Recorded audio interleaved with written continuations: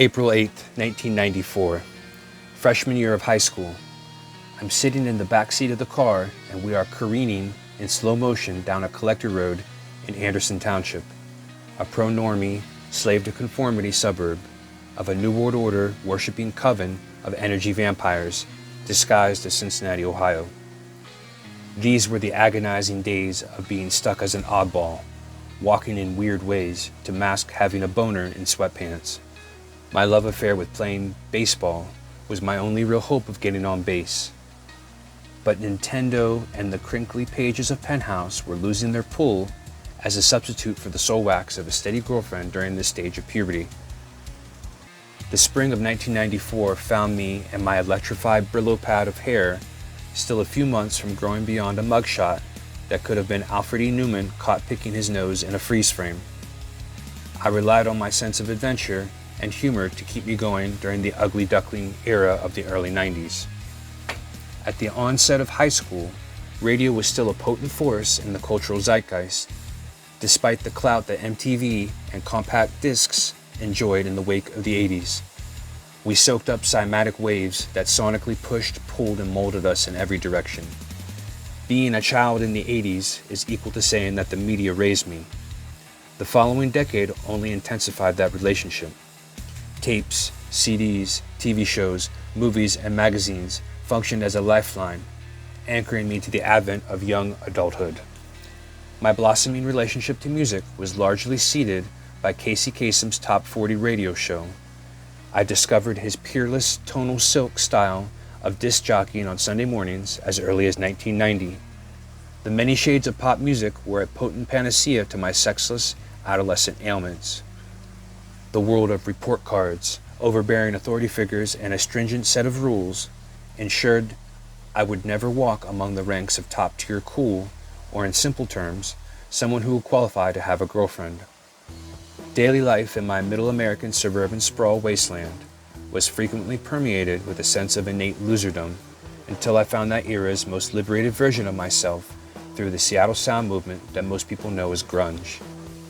I graduated from the league of radio listener by way of Casey Kasem to the next tier of fandom via cassettes and CDs impregnated with the voices of people like Kurt Cobain, Eddie Vedder, and Lane Staley.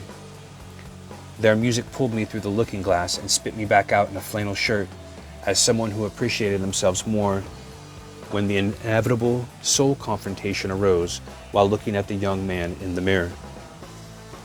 At the onslaught of puberty in the early 90s, my hair became so kinky it could have doubled as a wire brush. Contributing to the doldrums of having no prospects for young love was that my white man afro was amplified by the most unreasonably ingratiating woolly humidity of the greater Cincinnati area. I don't think I would have ever gotten laid if it wasn't for Kurt Cobain and his peers. One of my closest friends from those days had an older brother that played the guitar like he was born with calluses and a pick in hand. That meant my dude was inducted into the cult of cool before me, and thus was one of my gatekeepers. He taught me my first. I was hooked from the first hit.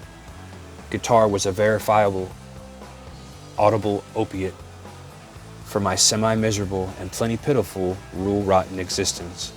Bar chords were my new Bible, as I earned each pinpoint of callus, wielding the 6-string portable portal into greatness, reciting immortal hymns from the Church of Music. A paradigm shift was at hand, and my loyalties were rapidly leaving the fascination of the previous decade behind. This day in question, my reconstituted family of one biological father, one stepmother, and my new brother, compliments of their marriage, carried me to baseball practice in the family's trusty douche blue-colored Toyota Corolla. We moved at a slow parade-like clip on Salem Road. I kept my mouth shut and played the back seat scene like an expert.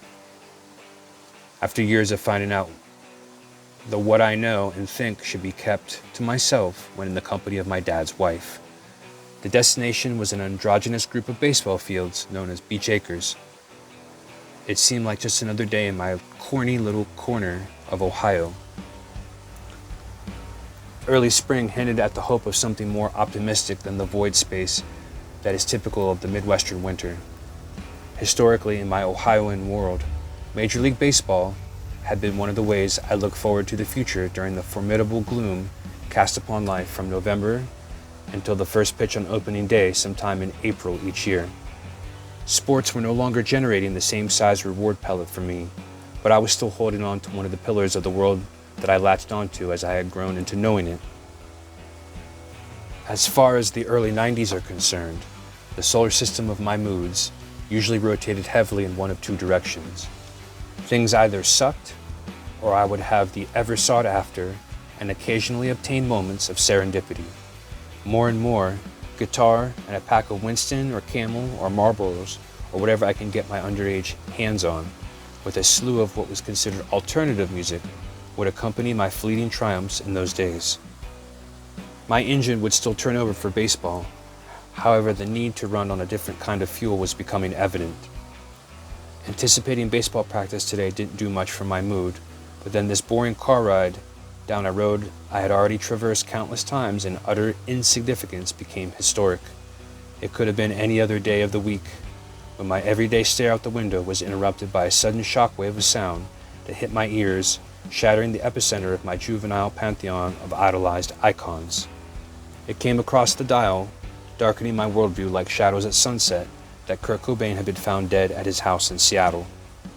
The broadcast claimed it was reported as a suicide. I was still too young to understand the politics of exploitation, fame, and the entertainment industry. What I did understand is that nothing existed outside of that moment. The word Kurt can be made to rhyme with sounds like hurt, squirt, birth, turf, worth, earth, and mirth. They all apply to his quantum leap influence in my timeline and can be combined to form a sentence with the help of other parts of speech to describe the head check of that moment. There was nowhere to take solace, no friends, no flannel shirts, no CDs, no mixtapes, no MTV, no secret meetup points that only the chosen pubescent knew about, and most importantly to the distressed state of mind in that moment, no cigarettes. Just me, the articulate goofball, dressed for an all-American dorkdom day in my Little League uniform, jock-strap and cleats as clean as an unopened box of Kleenex. Of course, my dad and his wife were not moved. They were looking at the situation through the eyes of an adult, with bills to pay and kids to raise. My peers, at least the ones who were partial to music, and I understood the value of the loss to a far greater extent than the adults. Some of the more flamboyant emo kids would write things like "Why Kurt?" with a marker on their arm or backpack. A few intrepid, next-level fanboys and girls would even take the time to cut that head-scratcher of a question into their skin. I was shook, but not that level of committed. 14 years old was aged enough to understand the impact of Cobain's swag as an icon, but nobody could convince me to carve rhetorical questions on my impressionable flesh. I made a mental note before we arrived to the dirt-colored diamond at Beach Acres, where we were scheduled to practice that day, that I would carpe diem my life until the wheels fell off. I was caught in a double-agent dilemma, transitioning between pledging my allegiance to the counterculture's grunge nation and the previous paradigm of being excited about presents on Christmas Eve, wearing corny sweaters during the holidays gifted to me by hapless relatives, and Major League Baseball. My leftover adoration from the pre-teenage world included a sizable cache of collector cards previously secured in leather-bound binders, as well as video games, which for the time being were still considered legit. The old world was quickly evaporating with each pull from a slyly scored pack of cigarettes, each new song memorized and each band imprinted on t-shirts that let your sphere of influence know exactly who you roll with. Bilbo Baggins and the Fellowship were one of the founding fathers of my childhood that stayed with me between the two decades, but Bilbo didn't play the guitar.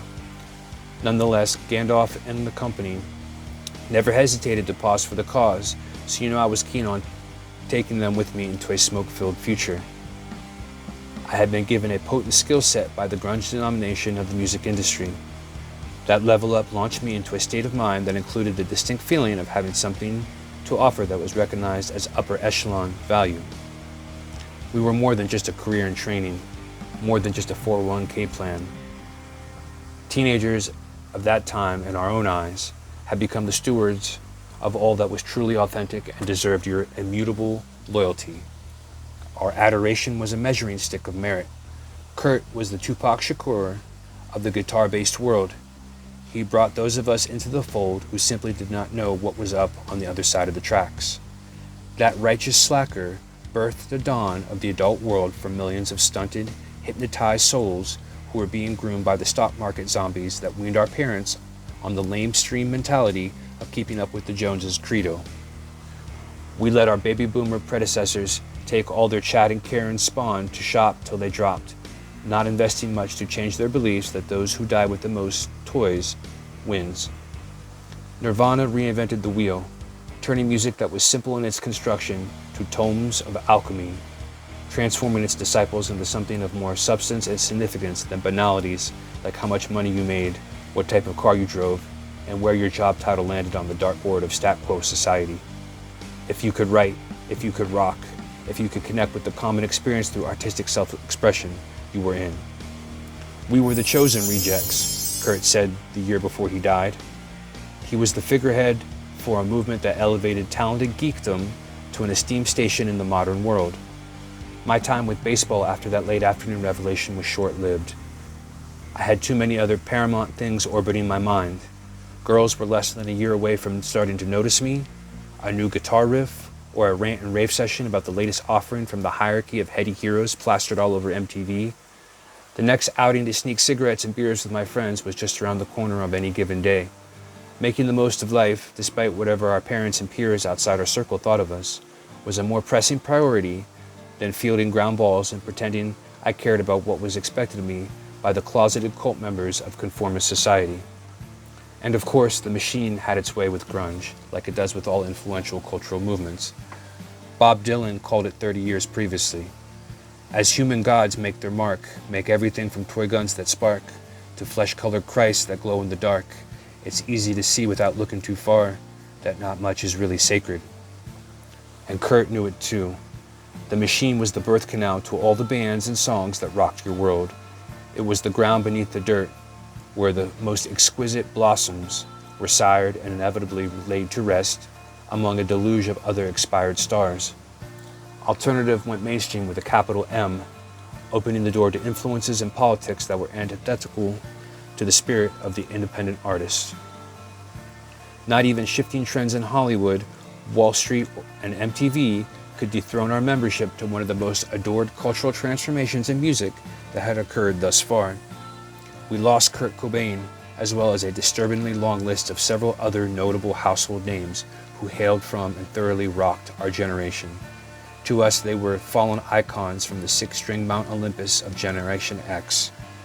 To plenty of parents and politicians, they represented the damnation of the youth and had no value other than being referenced in some iteration of a Just Say No campaign. Over 30 years ago, we positioned ourselves as the core of something pivotal in the cultural zeitgeist that in actuality, we as fans were never really a part of its creation, but believed in so much that the admiration carried us over the gap in the road anyway. My spot in the timeline of the grunge movement was more than a celebration born of its awareness after being adopted by the mainstream. I caught on just in time to siphon some of its frothing essence into the world of shopping malls, starter homes, and the good life at a great price ethos. The all-stars of the grunge movement lifted us up to a stature greater than the nervous nerds and erection-riddled dweebs that most of us actually were before it started. We shared in the communion of their heart and soul, transforming their art in a new way to talk, to walk, to dress, and devour life. We didn't realize at the time that it was already almost over after Kurt's death. As always, radio continued overplaying the latest fad. Groupies in all shapes and sizes continued to yearn to use the souls of the artists like a condom, and the machine kept calculating the cost of cool. Even as our friendships and loyalties continued to change and mutate, the shared rite of passage into adulthood, ushered in by Cobain and all the rest, reconciled differences, and even where we were no longer in agreement, was tacitly accepted. And those differences, even to this day, were something we never minded.